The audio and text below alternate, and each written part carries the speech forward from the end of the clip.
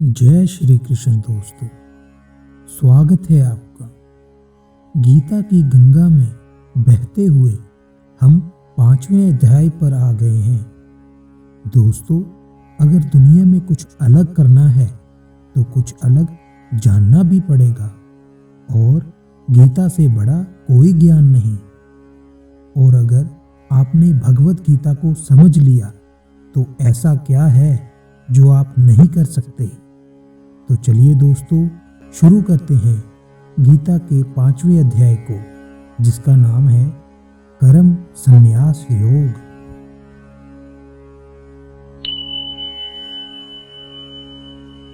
अर्जुन बोले, हे कृष्ण, आप कर्मों के संन्यास की ओर फिर कर्म योग की प्रशंसा करते हैं। इसलिए इन दोनों में से जो एक मेरे लिए भली भांति निश्चित कल्याणकारक साधन हो उसको कहिए। दोस्तों, अर्जुन श्री कृष्ण से कहते हैं, आप कर्मों के संन्यास की और कर्म योग दोनों की तारीफ करते हैं। आप कृपा करके इनमें से जो मेरे लिए अच्छा है वह बताएं।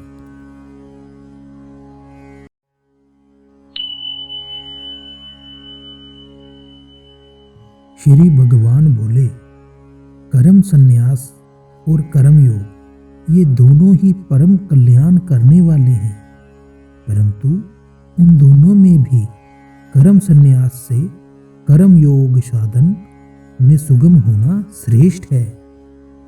दोस्तों, श्री कृष्ण कहते हैं, कर्म संन्यास और कर्म योग ये दोनों ही फायदा पहुंचाने वाले हैं, लेकिन इन दोनों में कर्म योग आसान होने की वजह से बेहतर है।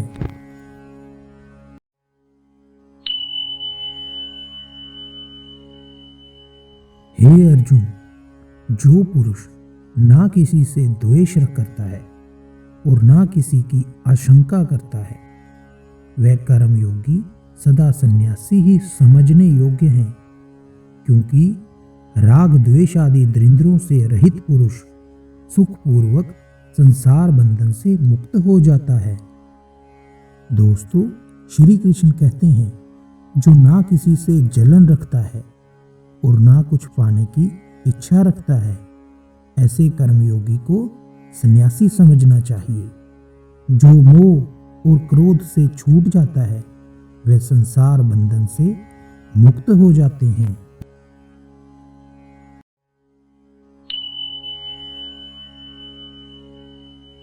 उपयुक्त संन्यास और कर्म योग को मूर्ख लोग पृथक पृथक फल देने वाला कहते हैं, ना कि पंडित जन, क्योंकि दोनों में से एक में भी सम्यक प्रकार से स्थित पुरुष दोनों के फल स्वरूप परमात्मा को प्राप्त होता है।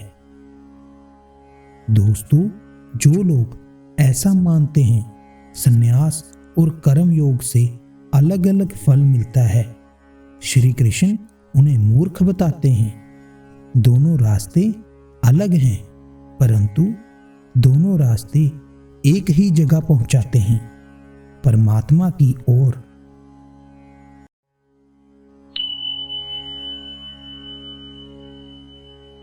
ज्ञान योगियों द्वारा जो परम धाम प्राप्त किया जाता है, कर्म योगियों द्वारा भी वही प्राप्त किया जाता है। इसलिए जो पुरुष ज्ञान योग और कर्म योग को फल स्वरूप में एक देखता है, वही यथार्थ देखता है।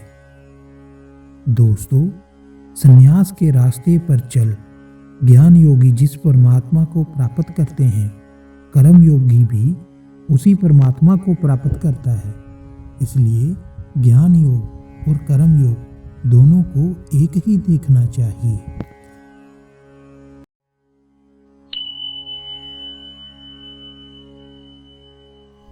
परंतु हे अर्जुन, कर्म योग के बिना संन्यास अर्थात मन, इंद्रिय और शरीर द्वारा होने वाले संपूर्ण कर्मों का त्याग प्राप्त होना कठिन है, और भगवत स्वरूप को मनन करने वाला कर्म योगी परम ब्रह्मा परमात्मा परमात्मा को शीघ्र ही प्राप्त हो जाता है।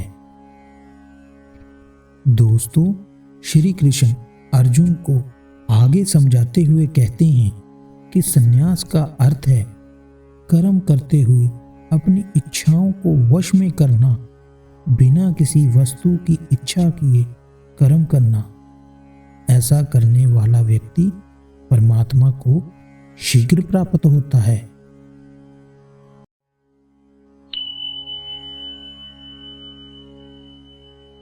जिसका मन अपने वश में है, जो जितेंद्रिय एवं विशुद्ध अंतःकरण वाला है, जो संपूर्ण प्राणियों का आत्म रूप परमात्मा ही जिसका आत्मा है, ऐसा कर्मयोगी कर्म करता हुआ भी लिप्त नहीं होता। दोस्तों, जिसने अपने मन को अपने वश में कर लिया है, जिसने अपनी इंद्रियों को जीत लिया है, जिसके अंदर किसी भी प्रकार का छल नहीं है, ऐसा व्यक्ति कर्म करता हुआ भी कर्मों में नहीं बंधता।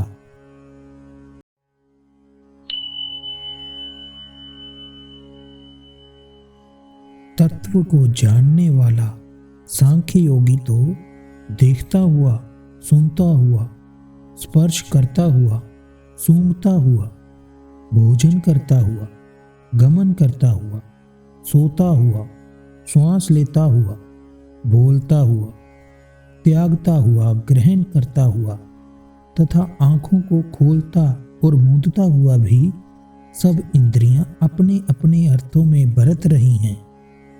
इस प्रकार समझकर निस्संदेह ऐसा माने कि मैं कुछ भी नहीं करता हूं। दोस्तों, जो सच्चाई को जान चुका है, जिसे ज्ञान प्राप्त है, वह देखता है, सुनता है, स्पर्श करता है, खाता है, सोता है, सब कुछ करता है, परंतु वह ये जानता है यह वह नहीं कोई और कर रहा है। वह मानता है कि सब कुछ ईश्वर करता है।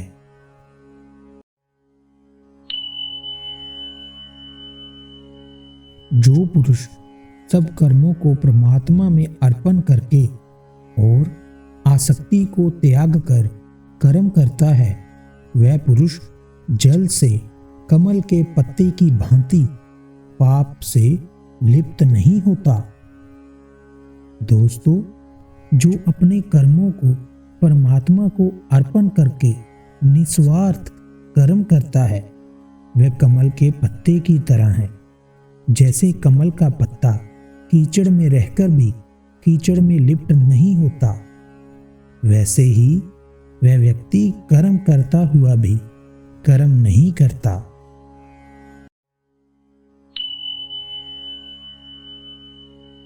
कर्म योगी ममत्व बुद्धि रहित केवल इंद्रिय, मन, बुद्धि और शरीर द्वारा भी आसक्ति को त्याग कर अंतकरण की शुद्धि के लिए कर्म करते हैं। दोस्तों, कर्म योगी बाकी दुनिया की तरह ही कर्म करता है। देखने में बिल्कुल ऐसा लगता है ये तो एक साधारण व्यक्ति है, परंतु कर्म योगी अपने सारे कर्म बिना किसी इच्छा के करता हुआ परमात्मा को अर्पण करता है। अपने मन इंद्रियों को वश में करके निस्वार्थ भाव से काम करने वाले को ही कर्मयोगी कहते हैं।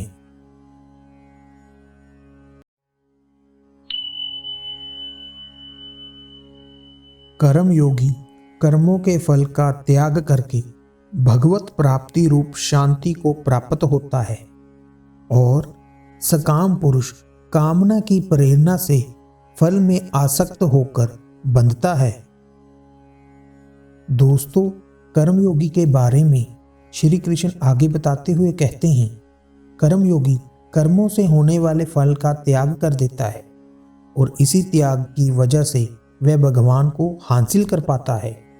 और दूसरी तरफ जो कर्मयोगी नहीं है, वह कर्मों से होने वाले फल की इच्छा करते हैं, इसलिए उसमें बंधते चले जाते हैं और कभी भी इस दुनिया के माया जाल से छूट नहीं पाते। दोस्तों, सिर्फ छोटा सा फर्क है। कर्म दोनों ही करते हैं, लेकिन फर्क सिर्फ इतना है, एक कर्म से मिलने वाले फल की इच्छा करता है और दूसरा फल की इच्छा नहीं करता।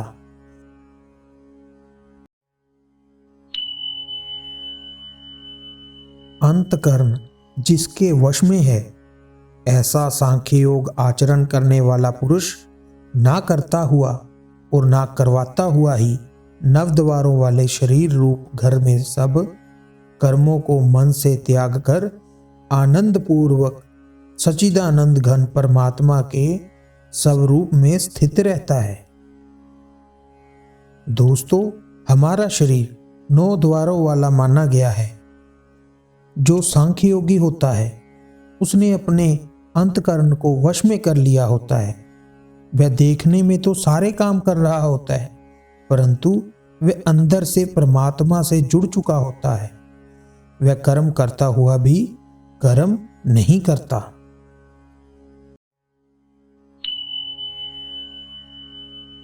परमेश्वर मनुष्य के ना तो कर्तापन की, ना कर्मों की और ना कर्म फल के संयोग की रचना करते हैं, किंतु स्वभाव ही बरत रहा है। दोस्तों, एक होता है व्यक्ति का स्वभाव और एक होती है प्रकृति। प्रकृति का जैसा असर स्वभाव पर पड़ता है, व्यक्ति वैसा ही बर्ताव करता है। परमेश्वर ना तो कर्तापन की, ना कर्मों की और ना कर्म फल के संयोग की रचना करता है। इन सब का संयोग व्यक्ति के स्वभाव की वजह से होता है।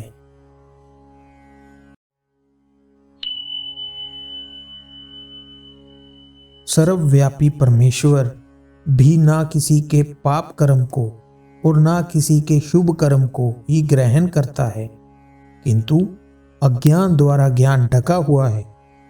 उसी से सब अज्ञानी मनुष्य मोहित हो रहे हैं।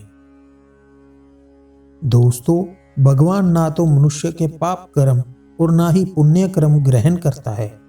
ये तो मनुष्य के ही हैं। मनुष्य अपने स्वभाव से जैसा कर्म करता है, उसका परिणाम ही पाप या पुण्य होता है। मनुष्य के अंदर ही ज्ञान है, वह अज्ञान के द्वारा ढका हुआ है। उसी वजह से अज्ञानी मनुष्य बुरे काम करता है।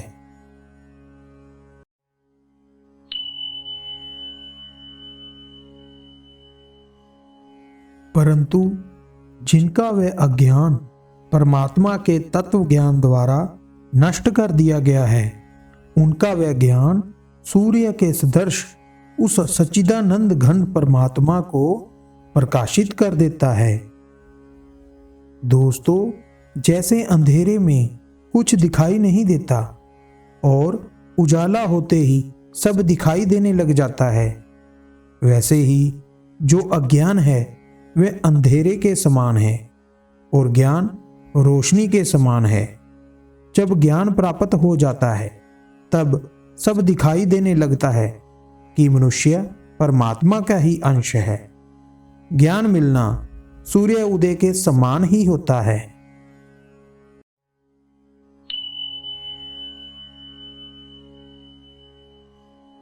जिनका मन त्रिदुप हो रहा है, जिनकी बुद्धि त्रिदुप हो रही है और सच्चिदानंद घन परमात्मा में ही जिनकी निरंतर एक ही भाव से स्थिति है, ऐसे तत्परायण पुरुष ज्ञान द्वारा पाप रहित होकर परम गति को प्राप्त होते हैं।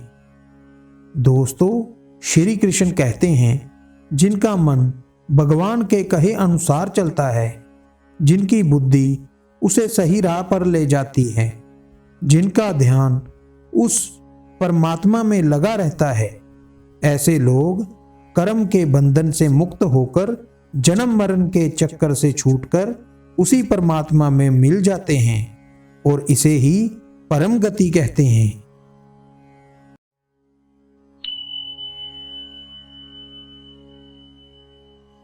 वह ज्ञानी जन विद्या और विनय युक्त ब्राह्मण में तथा गो, हाथी, कुत्ते और चंडाल में भी समदर्शी ही होते हैं। दोस्तों, जो पंडित और चंडाल को, गाय, कुत्ते या हाथी को एक ही भाव से देख सकता है, वही ज्ञानी है।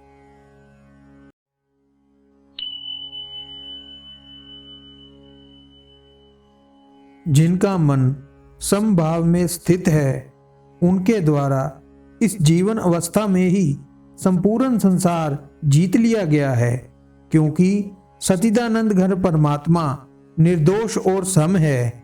इससे वह सच्चिदानंद घर परमात्मा में ही स्थित है। दोस्तों, श्री कृष्ण कहते हैं, जिनके मन में समभाव आ गया है, उसने जीते जी इस दुनिया को जीत लिया है। समभावना ही ब्रह्म की स्थिति होती है।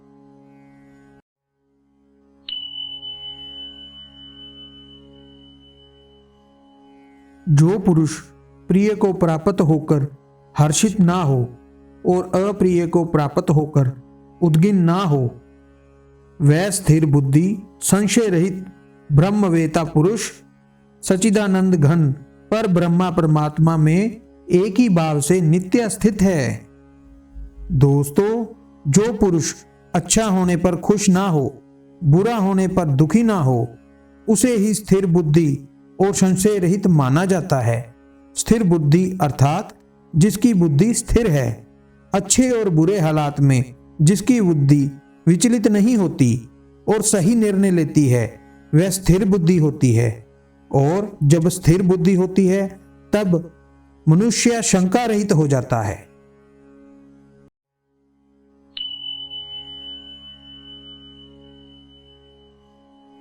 बाहर के विषयों में आसक्ति रहित अंतकरण वाला साधक आत्मा में स्थित जो सात्विक आनंद है, उसको प्राप्त होता है।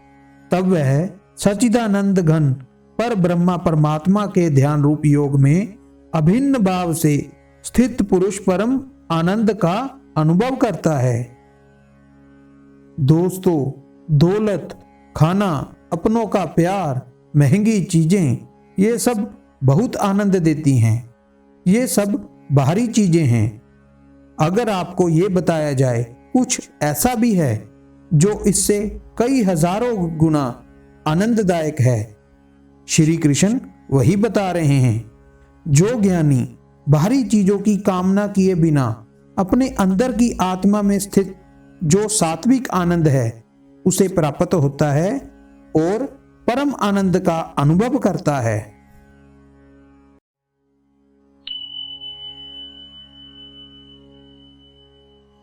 जो ये इंद्रिय तथा विषयों के संयोग से उत्पन्न होने वाले सब भोग हैं, यद्यपि विषयी पुरुषों को सुखरूप भांसते हैं, तो भी दुख के ही हेतु हैं और आदि अंत वाले अर्थात अनित्य हैं। इसलिए हे अर्जुन, बुद्धिमान विवेकी पुरुष उनमें नहीं रमता।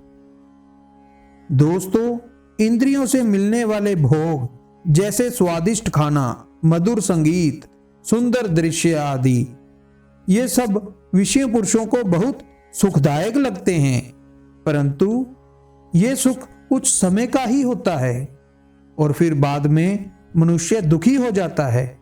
परंतु जो ज्ञानी पुरुष होते हैं, वे इंद्रियों से मिलने वाले नाशवान सुख से दूर रहते हैं।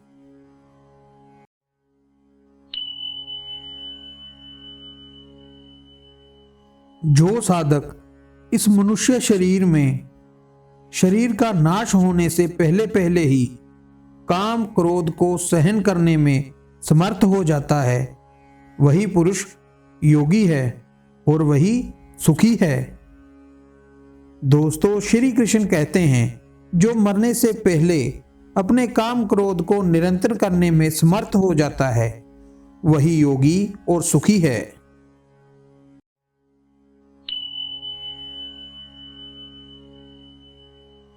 जो पुरुष अंतरात्मा में ही सुख वाला है, आत्मा में ही रमन करने वाला है तथा जो आत्मा में ही ज्ञान वाला है, वह सच्चिदानंद घन पर ब्रह्मा परमात्मा के साथ एक ही भाव को प्राप्त सांख्य योगी शांत ब्रह्मा को प्राप्त होता है। दोस्तों, जो बाहर के सुखों को छोड़ अपनी इंद्रियों को वश में करके अपने अंदर झांकता है, जो अपने अंदर की आत्मा को पहचान कर उसमें ही खुश रहता है, जो अपनी आत्मा में ही ज्ञान ढूंढता है, श्री कृष्ण उसे ज्ञानी कहते हैं। और ऐसा ज्ञानी योगी परमात्मा को प्राप्त होता है।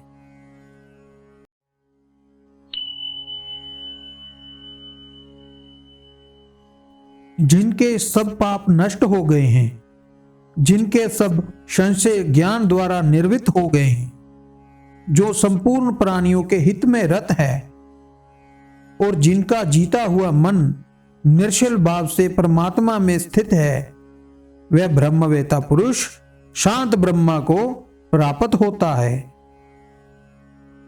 दोस्तों, जिनके सारे पाप खत्म हो चुके हैं, जिनके सब शक ज्ञान द्वारा मिट गए हैं, जो सभी प्राणियों के हित में लगे रहते हैं और जिनका जीता हुआ मन अपना काम करता हुआ भी परमात्मा में लगा रहता है, ऐसे मनुष्य शांत ब्रह्मा को प्राप्त होते हैं।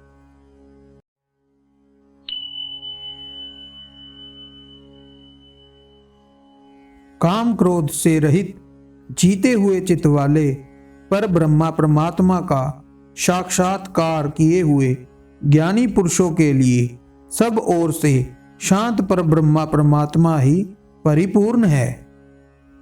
दोस्तों, जिनमें काम क्रोध खत्म हो चुका है, जिसने अपने मन को जीता हुआ है, ऐसे ज्ञानी पुरुष के लिए सब जगह ही परमात्मा है।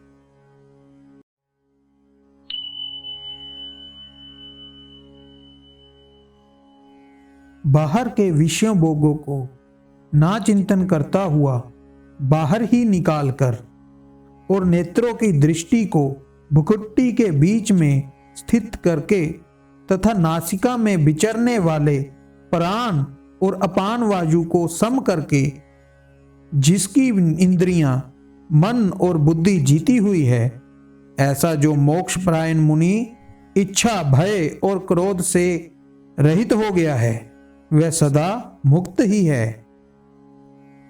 दोस्तों, दुनियादारी को भूलकर बाहर के विषयों भोगों को छोड़कर आंखों की दृष्टि को माथे के बीच में स्थित करके अपनी सांस पर ध्यान रखकर अपनी आती और जाती सांस को देखकर जिसने अपनी इंद्रियां मन और बुद्धि को जीत लिया है, ऐसा मुनि इच्छा डर और क्रोध से छूटकर मुक्त हो जाता है।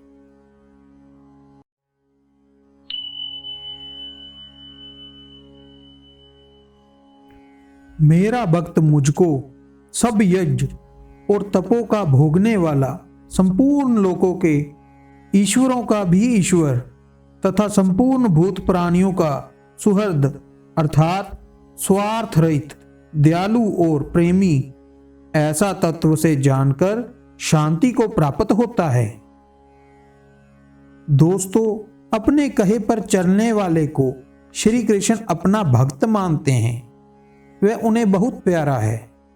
श्री कृष्ण कहते हैं, जो यज्ञ करता है, अपने कर्तव्यों का सच्चे मन से पालन करता है, वह एक दिन मुझे ही प्राप्त होता है, यानी वह शांति को ही प्राप्त होता है। दोस्तों, अध्याय 5 में श्री कृष्ण ने अर्जुन की दुविधा को दूर करते हुए बताया कि संन्यास योग और कर्म योग दोनों ही रास्ते भगवान की ओर ले जाते हैं, लेकिन कर्म योग कुछ विशेष है। दोस्तों, ये था भगवत गीता का 5वां अध्याय। इसके बाद मिलते हैं 6ठे अध्याय में। तब तक के लिए आज्ञा दीजिए। जय श्री कृष्ण।